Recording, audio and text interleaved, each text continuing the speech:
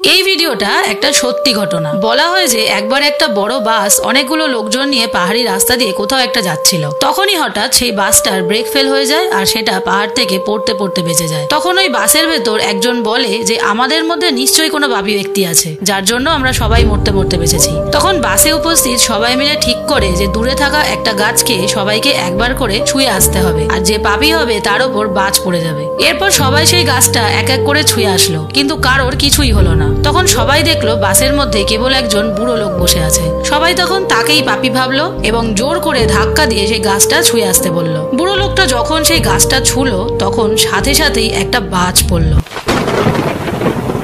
কিন্তু বাজটা ওই বুড়ো লোকটার ওপর না পড়ে ওই বাসটার ওপর পড়েছিল আর প্রত্যেকে মারা যায়। আসলে এই বাসের মধ্যে থাকা কেবল ওই ভালো লোকটার জন্যই সবার প্রাণ বেঁচেছিল। এর জন্যই বলে রাখে হরি মারে কে। তোমাদেরও কি তাই মনে হয়? কমেন্টে জানিও।